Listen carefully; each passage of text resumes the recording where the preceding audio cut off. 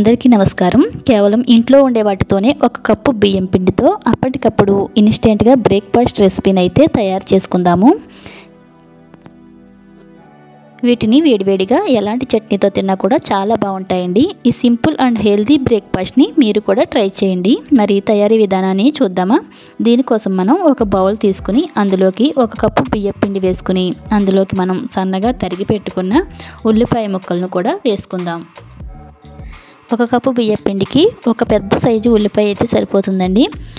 ఇంకా ఉల్లిపాయలు మధ్య మధ్యలో తగులుతూ ఉంటే చాలా బాగుంటాయి కదా. ఇంకా ఇందులోకి 3 పచ్చిమిరపకాయలు తీసుకుని చిన్నగా తరిగి పెట్టుకుని వాటిని కూడా వేసుకోవాలి. ఇంకా కొంచెం కొత్తిమీర, 1 స్పూన్ వరకు జీలకర్ర వేసుకోవాలి. ఇంకా ఒక పావు కప్పు వరకు పచ్చిశనగపప్పు తీసుకుని ముందే నానబెట్టుకుని ఉంచుకున్నాను. శనగపప్పు 10 నిమిషాలు ముందే నానబెడితే సరిపోతుంది. ఇంకా మీకు కావాలంటే పెసరపప్పు కూడా నానబెట్టుకుని వేసుకోవచ్చు. ఇవన్నీ వేసిన తర్వాత ఇందులోకి రుచికి సరిపడా సాల్ట్ కూడా వేసుకుని కొద్దిగా నీళ్లు వేసుకుంటూ చపాతీ పిండి కంటే కొంచెం జారుగా కలుపుకుంటే సరిపోతుంది. అంటే మనం గారెల పిండి రుబ్బుకుంటాం కదా, ఆ విధంగా ఉంటే సరిపోతుందండి. మనం పిండి వేసుకున్న కప్పుతో ఒక పావు కప్పు నీళ్ళు అయితే సరిపోయాయండి నాకు.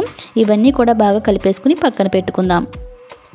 ఇప్పుడు మనం పొయ్యి వెలిగించుకుని కడాయి పెట్టుకుని డీప్ ఫ్రైకి సరిపడా ఆయిల్ వేసుకుని ఆయిల్ వేడెక్కిన తర్వాత ఈ పిండిని చిట్టి గారెలాగా చేసుకుని వేయించుకుంటే సరిపోతుంది. కానీ నూనె పూరీలు వేయించేంత వేడిగా ఉండనవసరం లేదు. అలాగే మరీ ఎక్కువ ఆయిల్ అయితే వేయనవసరం లేదండి. ఈ గారెలు అనేవి ఎక్కువ నూనె కూడా పీల్చవండి, కాబట్టి మనం ఎన్నైనా తినవచ్చు.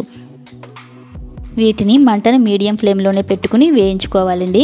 మరీ ఎక్కువ కలర్ రావాల్సిన అవసరం అయితే లేదు. కొంచెం లైట్ గోల్డెన్ బ్రౌన్ కలర్ వస్తే సరిపోతుంది. చాలా టేస్టీగా మరియు చాలా తొందరగా గారెలు అయితే రెడీ అయిపోయాయి. ఇవి ఇలా వేగిన తర్వాత మరో పక్కకు తిప్పుకుందాం. ఇవి బ్రేక్ఫాస్ట్గా ఇంకా సాయంత్రం స్నాక్స్గా కూడా చాలా బాగుంటాయండి. ఏ చట్నీతో అయినా సరే తినడానికి బాగుంటాయి. నూనెలోంచి తీసిన వెంటనే కొంచెం గట్టిగా అనిపిస్తాయి, కానీ కాసేపు అయితే కొంచెం కరకరలాడుతూ పైన క్రిస్పీగా లోపల మృదువుగా చాలా బాగుంటాయి. ఇలా రెండు వైపులా పూర్తిగా వేగిన తర్వాత వీటిని ఒక ప్లేట్లోకి తీసేసుకుందాం. ఈ హెల్దీ, టేస్టీ అండ్ సింపుల్ రెసిపీని మీరు కూడా ఒకసారి ట్రై చేసి చూడండి. ఎలాంటి చట్నీతోనైనా సరే సూపర్ కాంబినేషన్. మీకు ఎలా కుదిరిందో కామెంట్ చేసి చెప్పండి. ఈ వీడియో కనుక మీకు నచ్చినట్లయితే లైక్ చేయండి, షేర్ చేయండి, సబ్స్క్రైబ్ చేసుకోవడం మర్చిపోకండి. ఈ వీడియో చూసినందుకు థ్యాంక్ యూ.